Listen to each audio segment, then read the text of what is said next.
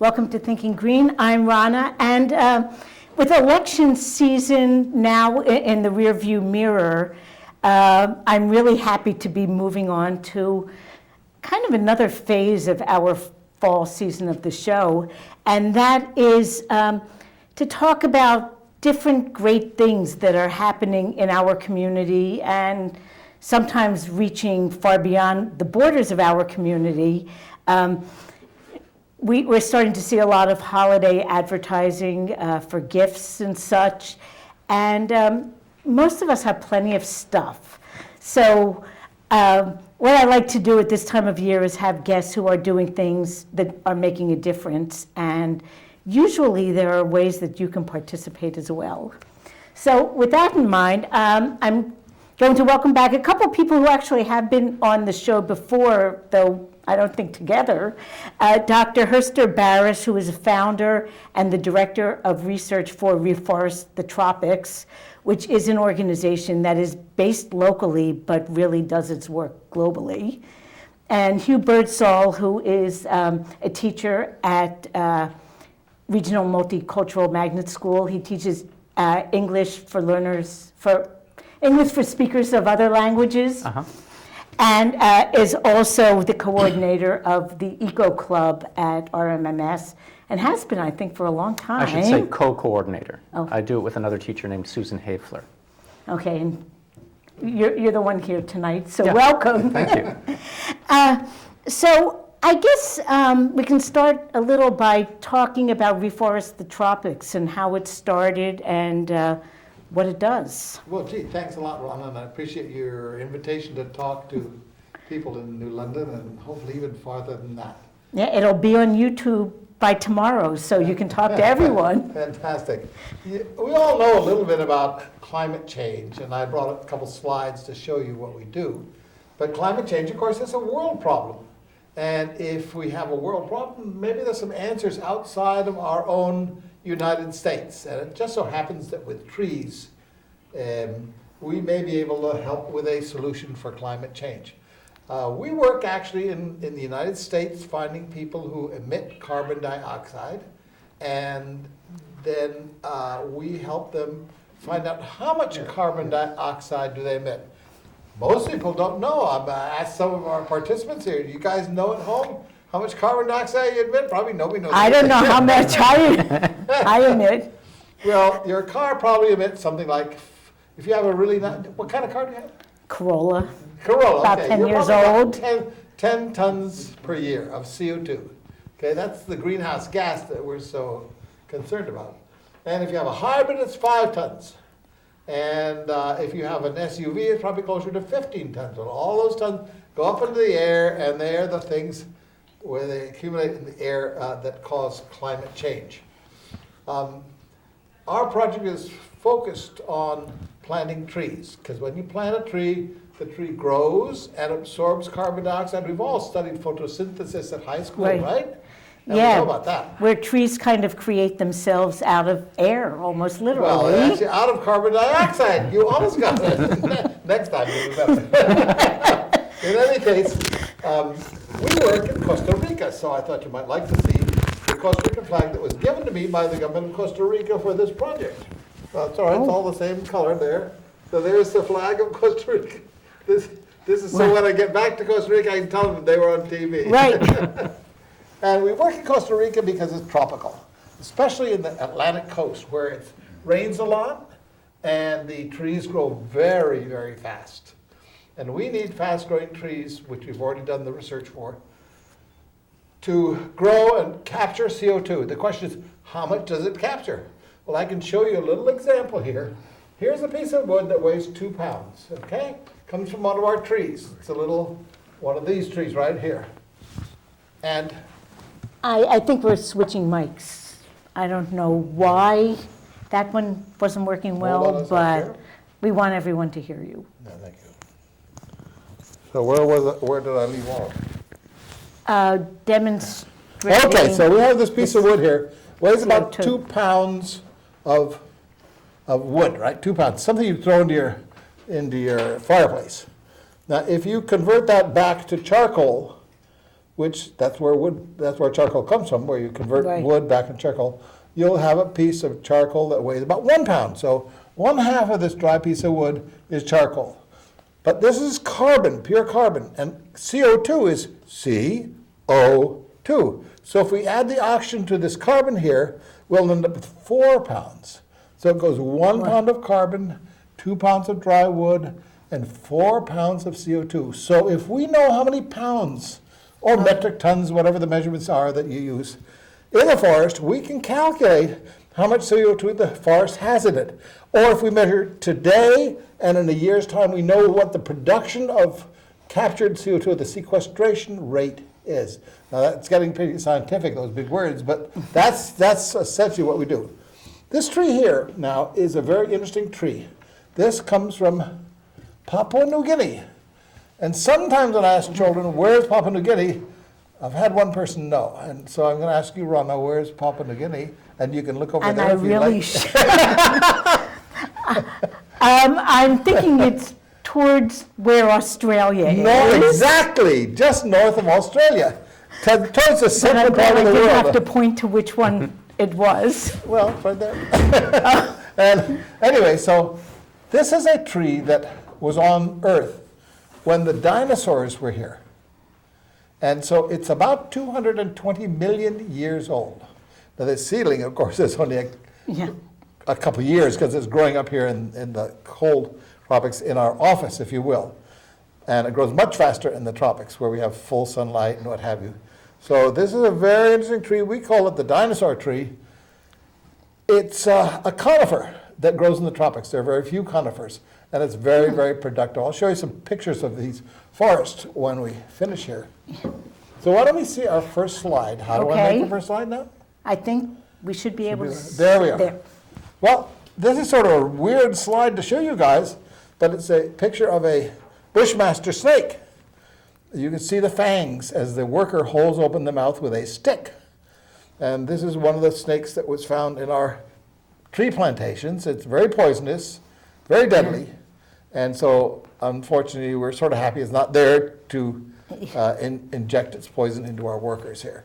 And the statement there in the little white box said something like that we're surprised by the snake and we're concerned about it. And then I go on to say, well, we're also should be concerned about climate change and global warming. And so I've told you where we work, Costa Rica. I've shown you one of the trees here, and we'll move on now. This one? Yep. Good. Okay, here we have a picture of, and if I use my pointer, where does that go? It won't. Well, thank you. That we can't manage. That's no problem. Anyway, so the top little graph up there goes up and down in the blue section, and that's a real historical measurement that they got from ice cores of how much carbon dioxide there was in the world at those times. I think it goes back to 400,000 years. And you can see it never got above about 270 parts per million until the industrial age came, which is on the right-hand side of that graph, the little red dot, and then it shoots straight up.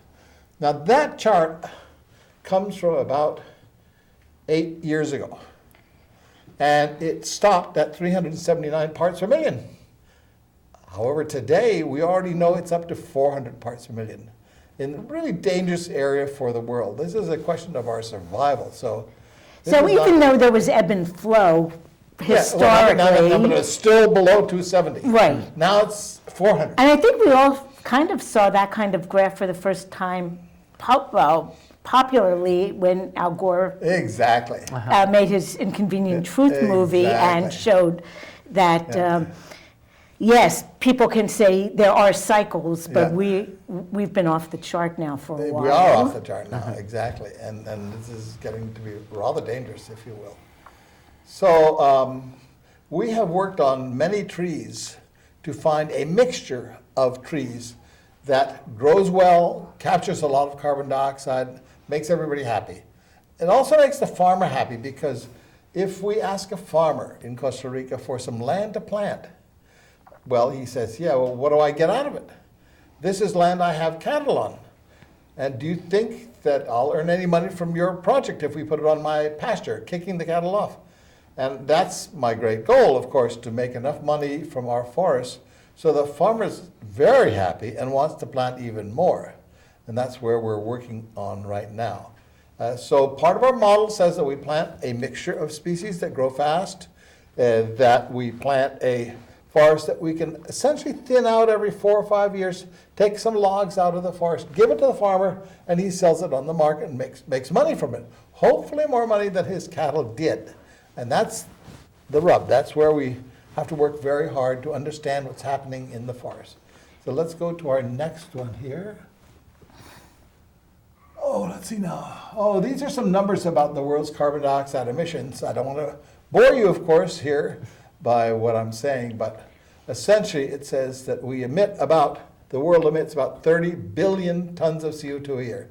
So keep that number 30 billion tons in mind. And half of that goes into the oceans. Not much we can do about that. It may not be a very good thing for the oceans, but that's sort of out of our hands. And half goes back into the atmosphere and stays up there, increasing the total amount. Well, what is the total amount of carbon dioxide in the air?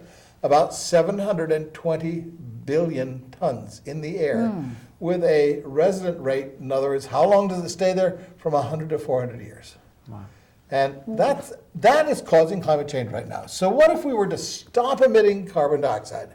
That 30 billion that goes off into the air from everything, if we were to stop, we'd still have climate change. And the one thing about a forest that is good about it, really good about it, is that it takes carbon dioxide out of the air. So it isn't enough to just stop producing this Exactly. excess. We need to back up. We need to essentially capture it. massive afforestation. Certainly slowing down the deforestation that's going on now, and plant a lot of trees that suck in the carbon dioxide and hold it in terms of wood in a forest. Now, you mentioned that you work in Costa Rica. Are there any similar initiatives in other places in South and Central America, especially? There are many, many initiatives. A lot of young people want to find a job, so they set up a business. How do you measure the carbon in a forest? I mean, that's sort of interesting too. What I told you about the carbon this year and they set up organizations and they attempt to plant. Everybody's trying to do a lot in the tropics, especially in Costa Rica. On the other hand, the question is whether they're planting the right model. Most of the times they plant a single species on a relatively large scale, and that's called a monoculture, right? But single species are dangerous if we want a forest that stores carbon for a long time. Why is it dangerous? It's dangerous because the insects and diseases suddenly may find something to eat, right? And if you have one tree, no big deal. But if you've got thousands and thousands of trees, an insect goes in there and starts to eat, and it's happy, and it makes lots of babies and things like that. And that's happening all over the world as the climate changes. And we've seen that. I mean, in Connecticut, there used to be elm trees, right? Yeah. How about chestnut trees? And chestnut trees, How about yeah. hemlock trees? Just recently. Well, and Last 10 years. now there's fears of ash trees with the Ash emerald. borer, right? Ash borer. Exactly. So if you only have one species, you... Then if you only have one species, you're in great danger. You got a lot of risk Yeah. involved in the storage of your carbon. I mean, it doesn't do very good if we let it grow for 25 years and then some big insect comes along, kills everything, which it can do, and then the carbon goes back into the air. What have we done? So we use mixtures, maybe 5 or 6 or 10. We have some that actually have 11 different species. And it just so happened that one of those species did get sick. It's one that's planted a lot in Costa Rica. And when it got sick, we said, well, let's cut them all down. So we cut all those down. But we had 10 more species in the same forest, a mixture of species, if you will. And forest kept on growing. It was a little slight hiccup, so to speak, but with 10 species, nobody noticed it. So Now, has it taken you a while to develop which 10 species work together and create a good ecosystem? about a lifetime, that's all. I'm almost 82 now. And I've been at this for 50 years now. I work for the United Nations, the UN, and in Costa Rica. And one of the things we did was to bring species of trees that we thought might work from all over the world and test them out, along with the native species, of course. So that's our sort of our treasury of tree species. And we're testing now, we've got, I don't know, 40 or 50 different mixtures out there that we're testing. Gotta make sure we don't go dark. Okay, Okay, so this is this tree here, growing Wow. in a farm in Costa Rica. You see the car, you can see the man if you look carefully at the base of the tree in the front there. oh yeah, Yeah, and that forest is 36 years old. And look at all the wood, it just goes up and up and up. Yeah. Yeah. And that is one of the largest trees in the world. Not this forest, because it hadn't got there yet. But it's about 120 feet tall there. And the tallest tree they Wow. ever found was about 270 feet tall. Something like this, 6 feet in diameter. And so that's the tree that we're using within our mixtures for long-term capture. We got a couple other trees here. That's actually a log from one of our forests there. now is this, you're going to, at some point, do some thinning of the forest? Every Is- 5 years. Okay, so what is the lumber used for? That's one of the Everything. perks for the farmer, right? We have right now, most of the lumber, a lot of the lumber, I think 46% produced in Costa Rica goes to pallets. Now, you'd think that's a rather weird thing to Yeah. produce, but they can't export without pallets. All those sacks of coffee can't be loaded on the ships one at a time. It has to go on top of a pallet, which is handled by a forklift truck. And then they export it, and the pallets go to Europe. So they said, well, let's send the pallets back. Too expensive. Okay, too expensive to send them back. Then they said, well, let's use plastic pallets that don't go bad. And that was very expensive. So they came back to wooden pallets. So 46%, roughly half of the wood produced in Costa Rica goes towards the production of pallets. However, in our forests, we have both pallet wood trees, but we also have fine hardwoods like mahogany. We've learned how to grow mahogany.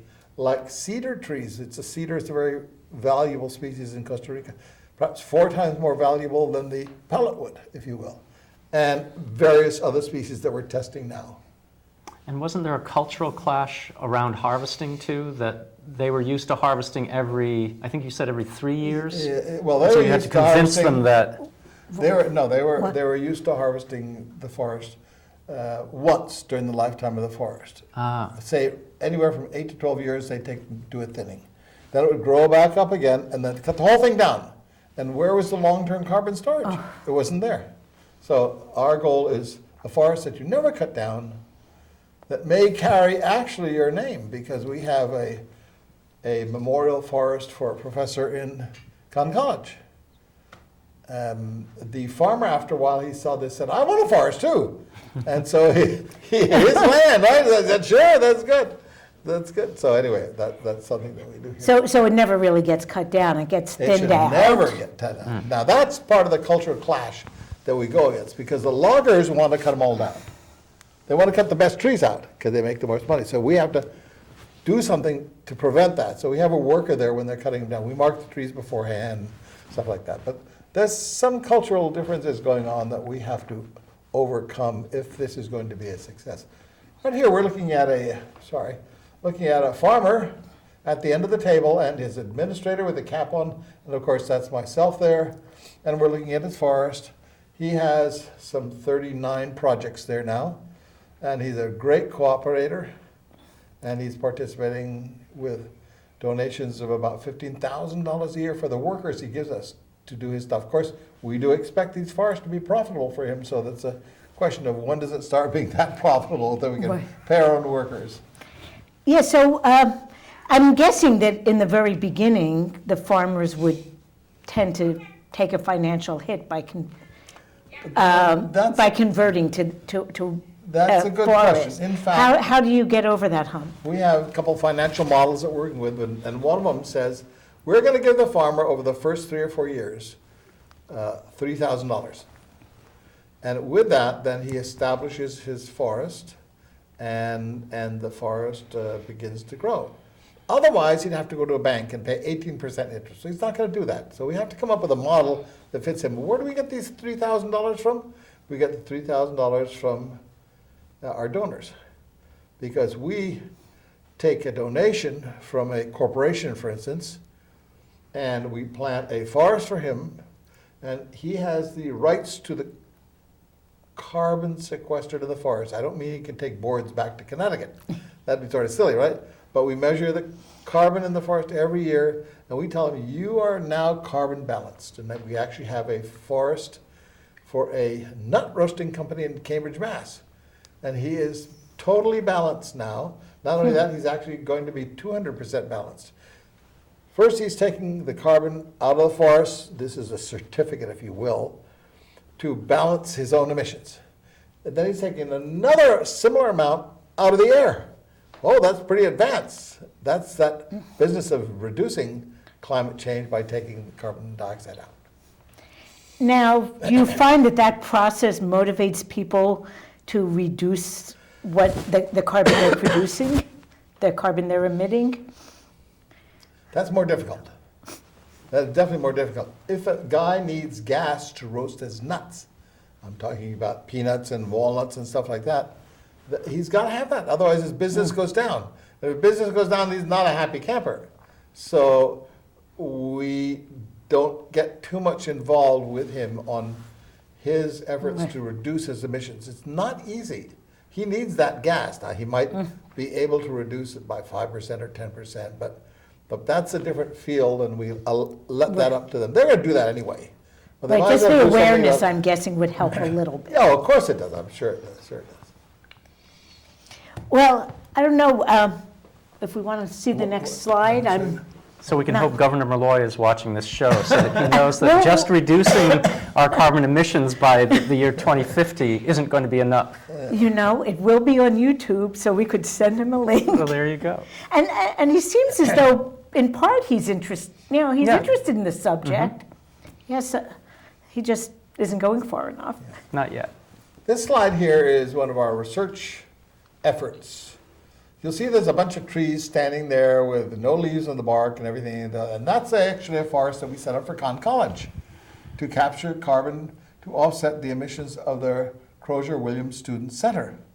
This is a project that's been going on for, in parts, 19 years now, and we're still working it, we still Wow. measure it.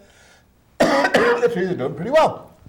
However, we'd like them to do better. We'd like the forest to capture more carbon for Conn College.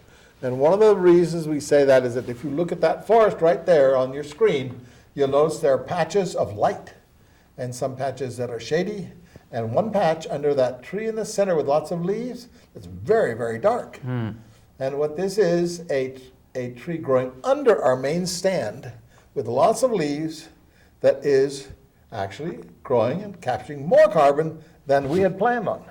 So we are now planting that tree and others, we're testing them, under our forests to see if we can't have a third or fourth layer under the forest. So we have our main forest up here, and we have some mixtures of trees there, but underneath the forest, then we want another canopy of trees that are starting to grow. And as we thin the forest out every 4 or 5 years, these trees grow even more, and they refill the forest. We keep up the population density, and that's pretty Now, the sophisticated, understory of trees, do they eventually get to be tall trees, or are they always an No, understory? we choose them to be big trees. I have a big spreadsheet, which is a computer program, and I didn't bring it today.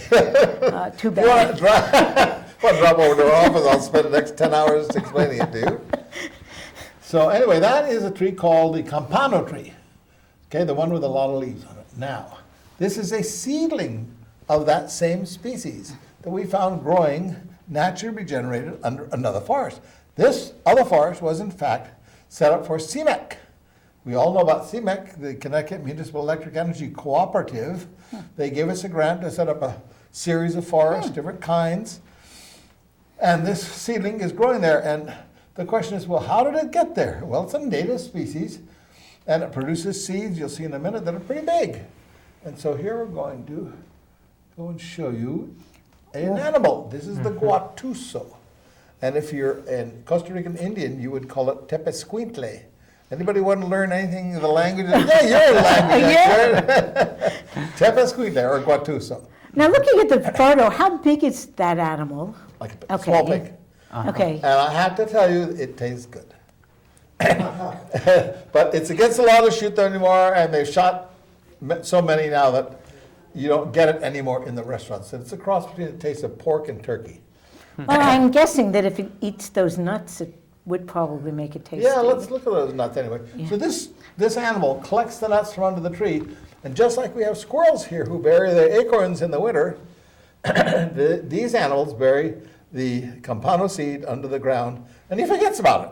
And it germinates, and suddenly we have that. Unfortunately, when we check to see how many seedlings there are in the jungle, it's not very many. Maybe 1 or 2 an acre. So we have to figure out how we can collect seed ourselves. Beat the Quatuso, as we call it. Yes. And you can see here, there's a picture of a collection of seeds that our worker did there. You can see in his hand seeds. They're like about golf ball size. Yeah, are they edible for people as No, well? I don't think so. I've never tried it. Okay. Well, Actually, I did try it once, but look what happened to me. well, I'm thinking that there must be a more efficient way to get them to germinate than just depend Well, on there's a lot of natural. ideas we have. For instance, suppose we send a worker with a bag of seeds, and he goes like this, pops the seed in, walks 10 feet, pops the seed in. And we do that 3 years in a row. What's going to happen? Well, we don't know what's going to happen. We have to measure that. That's what research is about. Yeah. It's a really exciting field. If you as a student want to become a professor or a researcher, it's really exciting. Like that. Anyway, that's some of the stuff that we're testing here. So, Okay, environmental education. Now that's where you come in. You've been the coordinator of the Eco Club for a long time now, I think. Since 2003. That's when they had a big conference at Conn College, yeah. where I think Jane Goodall came, and the kids at our school wanted to start an eco club. So it was really very student-driven from the start. And they said, would you be the coordinator? And I said, okay. And they named it the Save the Earth Club. So that's been going on for a while. And Herster became involved with us about 3 or 4 years ago. yeah.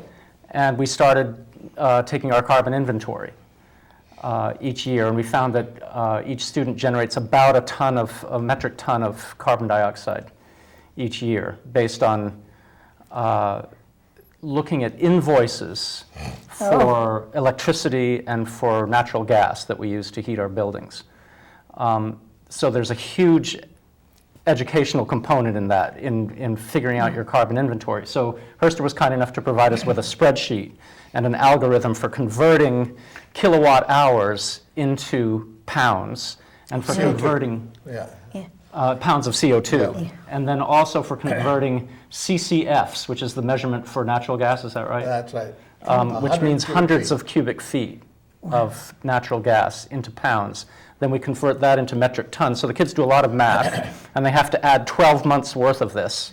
So adding 5-figure kilowatt hours, and the learning is very exciting for them, and it's also one of those things where frustration turns into inspiration. They're adding these numbers up, and nobody gets the same answer. So they have to do it again, and they have to do it again, and they do it maybe 5 or 6 times, and they start getting more consistent answers. Even with little computers, right? Oh yeah, they had some kids did it by hand, some kids did it with calculators. It was exciting. And eventually they got more consistent answers, which is the nature of real world Yeah. mathematics. If you Which there is probably not enough of in schools. Yeah, so this is an example of kids working on a real life problem and using what skill they have to solve real life problems. What we've done now in this past summer, this is how I spent my summer vacation, was writing curriculum units for this climate change project. And so there are really 3 parts to it. In the first part, kids think about the relationship between weather and climate, and then they think about the causes of climate change and what impact it has, and they create a visual around that. And then in the second part, they do the carbon inventory, and I'm counting on a week for that, given that our periods are so short. But in the spring, they try to figure out what they can do about this. So there are the causes and impacts of climate change. How am I causing climate change? And then what can I do about it? Now, do you find with the students that they have preconceptions? I know, talking to many adults who are either not very aware or in denial, you hear things like, well, we had such a, such a cold winter last year, the climate isn't changing. Do you find that among students as well, or not so much? Only in that they are saying their parents say that. But they're very open to learning about this and very interested in it. And there are a lot of resources, both on the web and other places where they can find out about this stuff. Of course, there's a lot of misinformation out there as well, as we were talking about earlier. My favorite is the Heartland Institute, which I believe is funded by the Koch brothers or by Big Oil. And they're when I was Googling climate change to work on these units, the first thing that came up was Climate Change Revisited by the Heartland Institute. And it has sort of a set of bullet points, all of which negate everything that climate science has said in the last 10 years about the nature of climate change. Well, it's funny. I think eventually this is not going to hold water at all, because in the news quite recently, we've heard that Exxon knew three decades ago that there was climate change, and they were putting out disinformation for all this time. There's also, I was reading this article recently, there's a cultural factor to it. It's not useful necessarily to have really good science that you share with people, because it tends to make them more entrenched in their own ideas. And so people want something that confirms the viewpoint that they already hold. So one of the things that needs to be worked on, and I'm not sure how, there's a book on it that I haven't read yet, but that we need to address the cultural piece and the political piece before the scientific piece can have any sway. I think that's true, and I think partly people might acknowledge that things are the climate is changing, but what they really don't want to think about is that people caused it. Yeah, what's with that? One of the experiments that we do in this curriculum is to have the kids try to replicate the greenhouse effect. So you take a 2-liter plastic bottle and you put some soil in it, and you put some saran wrap on top, and then you tape a thermometer to it, and you observe it for 15 minutes, every minute for 15 minutes, and you notice what happens to the temperature. This is what we call the natural greenhouse effect, which allows us life on this planet to exist. But then we get into what's known as the anthropogenic greenhouse effect. And so they learned the term anthropogenic and what that means. What does it mean? Man-made. Good. So man-made climate change, and we try to give them, actually we challenge them to turn this experiment into one that replicates anthropogenic climate change or greenhouse effect. And I haven't seen how that works yet. We'll see how ingenious they can be with injecting a little more carbon dioxide into the bottle. Yeah, I don't know. Yeah. Throwing in a lighted match. So the maybe? approach we're using Like is very much, I guess some people would call it an inquiry-based science or guided discovery. Hands-on. Hands-on. But what we're trying to make this a very student-centered kind of learning. So we put some essential questions out to them, and their job is, and we give them some resources, and their job is to figure it out. And so far it's going pretty well, although Herster's skeptical about the vocabulary piece. Oh. Well, you always need a vocabulary piece. Oh, sure. I don't mind it, as long as you explain it. Now, what's the role that Herster and Reforest, the Tropics, is going to have in this curriculum? Well, for one thing, they provided us with a forest. So our school has already invested. that's Actually, we got to true. mention the Community Foundation.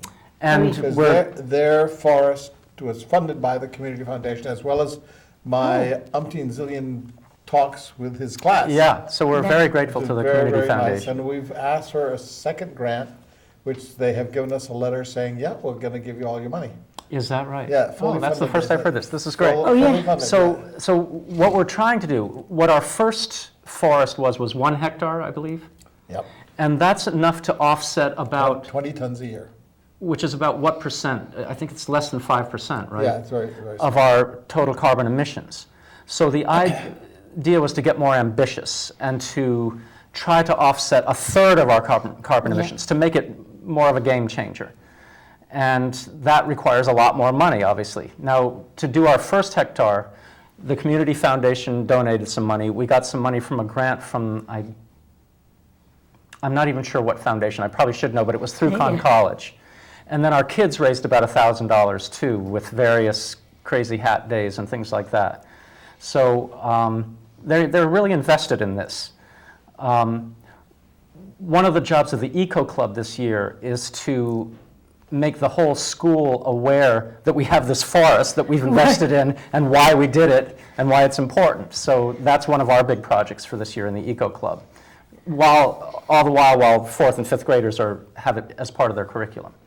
So when they start looking at solutions, they're a little bit of the way there, having a forest. Yeah, Well, yeah. but it's not easy to come up with a good solution. I mean, if it were, we wouldn't be having all these international meetings and commitments and things like that. By the way, there is the very end of November, there's a big meeting of 193 nations to see if we can't come up with a plan.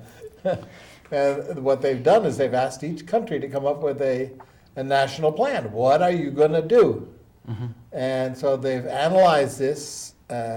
111 countries had sent it in. They analyzed this and they said, we're still short. We need more aggressive plans. And so this is all going to happen towards the end of November, and it'll certainly be on the newspapers, if you will. Yeah. Now, a hectare is 2.5 acres, Yep. right? And if a household was interested in getting involved, what kind of, It's about a hectare, Oh, actually. it is about a Yeah, I think hectare? the average per capita in the States emissions is about 9 tons a year. But a family has obviously more than one person. It's got two, Right. that'd be 18 plus a child or something like that. So you're looking at roughly around 20 tons. So 1 hectare would probably offset a family. But one of the interesting things is, can I go on? oh yeah, let's, we Second want to here. get to all the slides and we really No, only one have second. about 10 minutes left. Show you 1 second here. Oh, yeah, here we go. All right. We'll get to your picture there. Oh, I'm all. There we go. Okay, okay. Can we see that picture on this? There we go, yeah. You can see from the sign that we have on each of these forests, this was a forest set up 2.5 years old.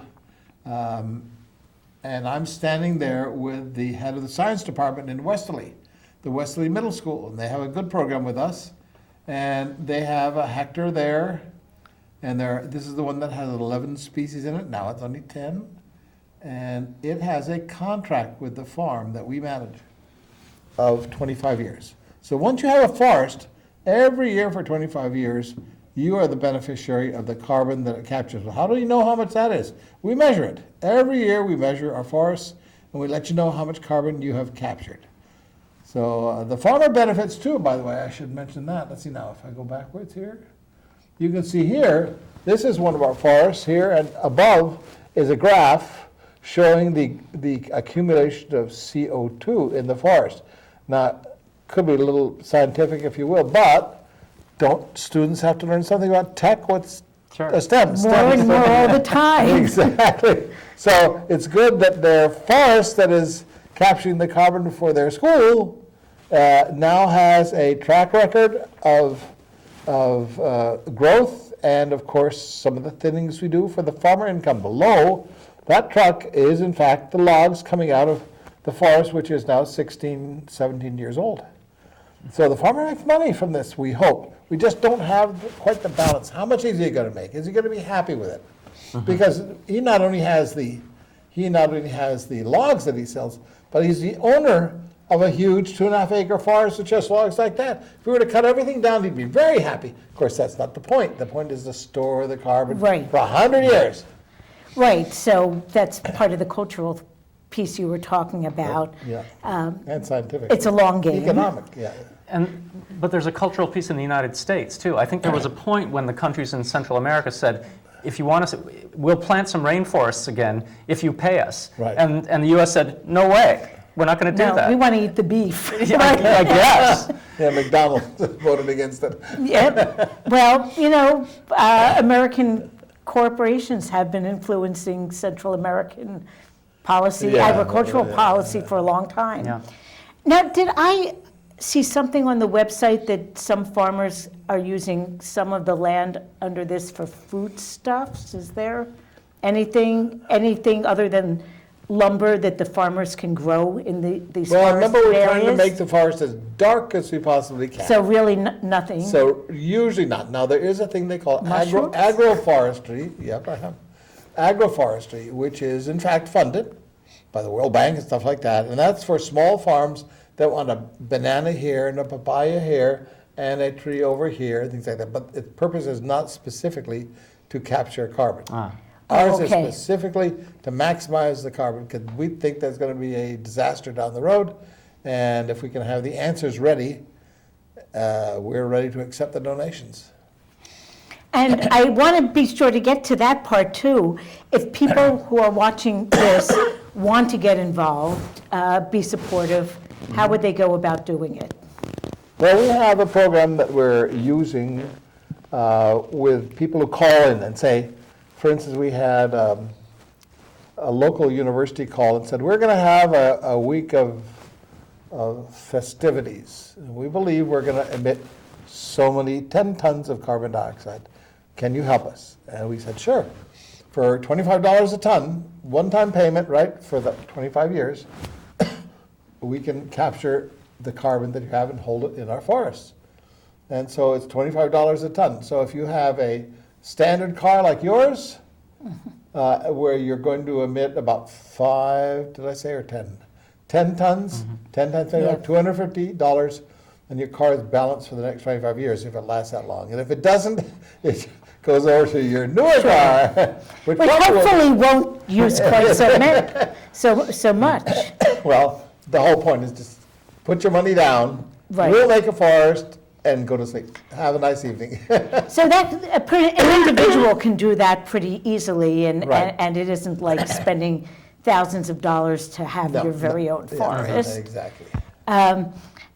And now, several institutions, of course, have their forests. Is there an ongoing investment, or do you just put down a big lump sum? We and collect the a- money up front, because otherwise we couldn't make a 25-year commitment with the farmer. They have to know we're going to be there in 25 Sure. years. So we take some of the money we raise on a per hectare basis, which is $7,500 for the larger corporations, and $1,500 of that goes into a trust fund for long-term management. And the rest then goes into paying the farmer those $3,000 I mentioned. And then we give them very intensive technical assistance. We're there every week to make sure that the forest gets planted, and we have, financial records and everything there. So we try to do the best job we can. Very often, when people plant trees in the tropics, they put the trees in the ground and they walk off. And the guatusos, or the type of sweet lays, all those animals, they come nibble at them, and the trees die, and nobody replants, something like that. And after a while, you've got a terrible forest. Certainly not a forest that's going to capture carbon efficiently. Now, you keep talking about the 25 years. Now, the trees are still going to be there in 25 years. What do you anticipate? You probably have some forests that are 25 years old. No, not quite. Well, I quite? have research forests that are 25 years old. They're in an institution, and they won't be touched there. However, the forests that we have now, the oldest in this present program are about 18 or 19 years old. For instance, Cotton College, or the nut guy I mentioned before. Okay, Right. I've already started talking to that guy, Mr. Hindley, and he's a generous guy. He keeps our project alive with a few extra dollars there, or a lot of extra dollars. And so I've told him, I said, look, at the end of 25 years, the farmer has a perfect right to cut it all down. We don't want that. So what is our program going to be that we're going to offer him as we start approaching that? Would you be Right. willing, Mr. Donor, to pay say, 10 cents a ton for a storage fee every year. You've already got 500 tons there, and 10 cents a ton would be $50 a year. We're going to keep managing the forest, Yeah. and we're going to be thinning the forest. So he's also going to get income from the logs, which now will be quite big logs. Could be very, very good. And it would just have to thin it and not, Thin it. And not remember, clear cut it. That's right, never clear cut it. And we have these other trees going underneath the forest. Remember this campano tree that I showed you? oh, yeah. And they do get big ultimately as Oh, well, yeah. right? We only plant big trees. Okay. So it's a whole scheme there, but we have to work towards it with the emitters as well. Because they have Sure. to come up with more money to keep the carbon in storage beyond 25 years. Now, we might have one or two more slides, and then we're, Okay, let's see now. Here we are. Here we are. and we'll have to show it because I, This is, yeah. this is your Oh, school. Yeah, so this is the Eco Club from a year or two ago. And I just need to reply. Yeah. And, well, now, is this a voluntary after-school thing Yep. at this point? So the- yep, we always get about 70 kids interested, and maybe 40 stay with us through the year, which is a lot. And It is a they're lot. very enthusiastic. They want to clean up the earth. Well, that's good, because they'll benefit, we'll benefit. Yeah? Okay, we are going to stop the slides so that we can give up the laptop for the next thing. So we have like 5 minutes left or 4 minutes left. So is there any way, Hugh, that people who are watching can be supportive of the activities at RMMS? Well, ultimately, I think what we want is for other schools to get involved. I mean, it's one thing for the kids at our school to benefit from this, but right now we're sort of piloting the curriculum, so we'll try to work out the bugs in it over the course of this year. And I'm working with a number of other people on fine-tuning things.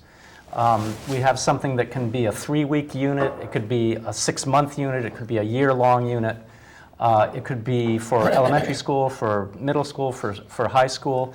There really is a range of possibilities. We're not going to charge anyone for it, Right. so if they're interested, they can contact Herster or they can contact me, and we'll share what we've got. And you think with the emphasis on science, technology, and math these days, Yeah. it would be a great It's addition to an the extremely curriculum. integrated curriculum because there's math involved, there's certainly human ecology involved. And we've there's talked about the vocabulary.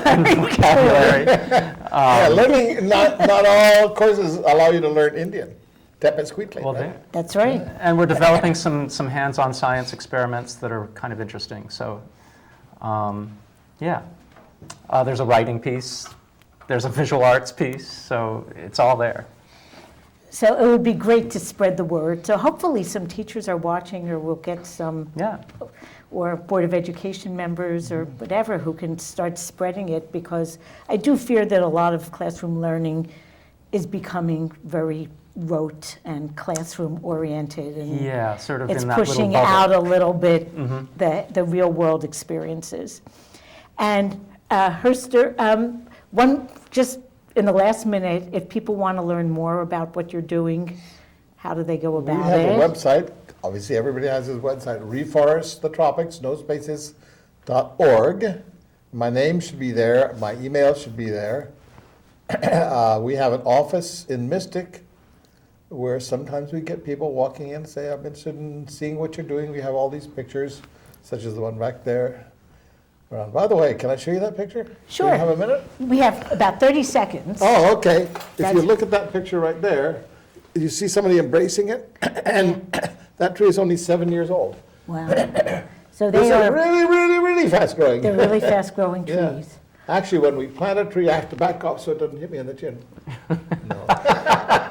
Maybe not quite that fast-growing, but that's pretty impressive. Right, right. Well, thank you, Herster and Hugh, for coming on. Thanks for having us. And next week, Hannah Gant is going to be on the show. She's going to talk about the new Spark Makerspace, which is emerging in downtown New London. So we'll see you then. Thanks again. Well, thank you very much.